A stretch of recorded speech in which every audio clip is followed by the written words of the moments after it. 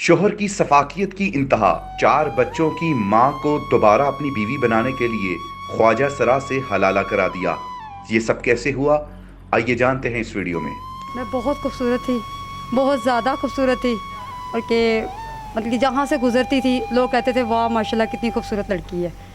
तो जब इसके साथ मेरी शादी हुई तो बदकिस्मती कह लें कि मेरी ये इसके साथ शादी हो गई, माँ बाप ने इसके साथ शादी की, तो मैंने कोई रिस्क नहीं लिया, मैंने मामा पापा से कुछ नहीं कहा कि आपने क्यों शादी की है। लेकिन मैंने अपनी बदकिस्मती को अपनी खुशकिस्मती समझ के इसके साथ गुजारा करना शुरू किया। जैसे घर बसाया, इसके साथ बच्चे पैदा किए, 4 बच्चे हैं मेरे, मैंने उसके बच्चे भी पैदा किए। लेकिन उसको लगा कि शायद इसमें अब कुछ नहीं रहा, मेरे मुताबिक कुछ नहीं है। लेकिन क्या इसमें आप में ऐसी कमियां कोताहियां थीं कि जो उसकी चीज़ें पूरी नहीं हो पा रही थी? लेकिन उसे फील होता था कि मेरे साथ शायद वो मेरे मुताबिक ही नहीं ये रही है, इसने बच्चे पैदा कर लिए हैं तो अब मेरे लायक नहीं है। 5 साल से कैसे ज़िंदगी गुजार रही हैं?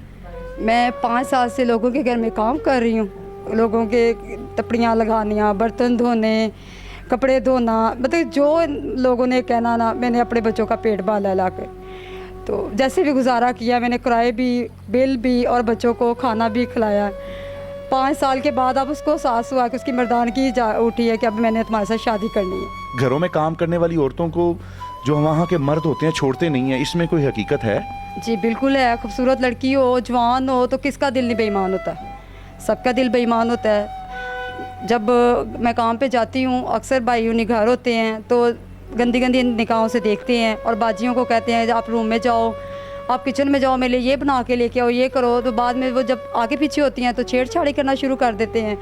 तो जब उनके कहने को कहते हैं कि नहीं भाई आप क्या कर रहे हैं, क्यों छेड़ रहे हैं, आप तो मेरे भाई हैं या आप तो बाजी के हैं, तो अचानक से कहेंगे ये हमारे पैसे निकल गए हैं, हमारी चोरी हो गई है, इसको निकालो यहाँ से, ये करो।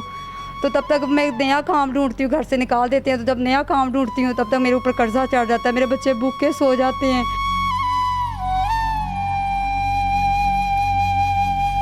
नसीबों पे भी रोना आता है कि कौन पल्ले पै गया? जी बिल्कुल, नसीब पर रोना तो बिल्कुल आता है कि मैं इतनी खूबसूरत थी और इतनी जवान थी।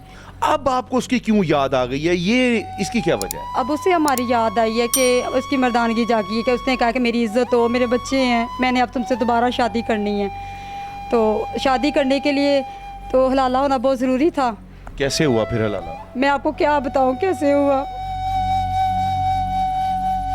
एक ऐसे शख्स के साथ जो शख्स भी नहीं, औरत भी नहीं, उसके साथ मेरा हलाला हुआ। और उसके साथ मर्द भी नहीं, औरत भी नहीं, मतलब किसी ख्वाजा सरा के साथ उसने आपका हलाला करवा दिया? जी बिल्कुल ऐसे ही था। तो फिर भी उसने मेरे से शादी नहीं की, मैंने उसके साथ रात गुजारी, उसके साथ निकाह किया। फिर उसने अगले दिन मैंने उसे कहा कि अब मेरी हलाला पूरा हो गया, तो वो फिर भी छोड़ के भाग के चला गया। ख्वाजा सरा के साथ वो इतना बड़ा जुल्म करके चला गया आपके साथ? जी बिल्कुल। वो फिर भी उसने मेरे साथ निकाह नहीं किया, शादी नहीं की, फिर भी जिम्मेदारी को अपना नहीं अपनाया, वो चले गए। तो उस किसी से पूछा था उसने कि ख्वाजा सरा के साथ हलाला हो सकता है कि नहीं हो सकता, कि बस आपने फिर उसकी बात को यकीन कर लिया? उसी की बात को माना, क्योंकि वो बच्चों का बाप था, तो मैंने उसी बात को अहमियत दी। मैंने कहा शायद अब सुधर गया तो अब ये मेरे साथ दोबारा से घर बसाना चाहता है। तो वो कैसे मना लिया उसने एक लड़की के साथ शादी करने के लिए? ये तो नहीं मुझे पता, लेकिन मुझे इतना कहा गया कि ये इसके साथ तुम हलाला करो और हम सुबह निकाह करेंगे। और सुबह निकाह भी नहीं किया और मेरा उसके साथ हलाला भी करवा दिया। ख्वाजा सरा के साथ तलाक हो गई थी? जी हो गई थी। तो तलाक लेके मैं उनके पास गई थी कि मैं अब दोबारा इनसे निकाह करती हूँ, लेकिन पता चला कि वो पता नहीं कहाँ चले गए। उस वक्त से लेकर अभी आपकी शादी को, यानी कि दोबारा तलाक हुए, उस ख्वाजा सरा से कितना अरसा हो गया? मेरी उनसे तलाक हुई को 6 माह हो गए हैं। 4 बेटियाँ हैं।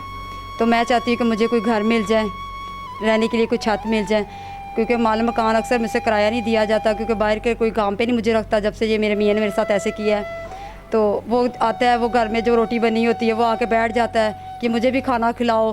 तो गंदी गंदी निगाहों से देखता है, नज़रों से, तो फिर मुझसे ये बर्दाश्त नहीं होता। तो ना वो इतना बेशर्म है कि आपको कहता है कि मुझे खाना खिलाओ? तो उस दरिंदे को तरस नहीं आता जरा? नहीं, उसको मेरे ऊपर ज़रा भी तरस नहीं आता। तो कर्जा कितना आपके ऊपर? मेरे ऊपर कर्जा ये 3-4 लाख रुपया कर्जा मेरे ऊपर। तो मैं चाहती हूँ कि मेरे बहन भाई मेरा मदद करें और मेरा ये कर्जा मुझसे उतार दें और मुझे एक छत दे दें जिसमें मैं अपनी 4 बेटियाँ लेके बैठ जाऊँ।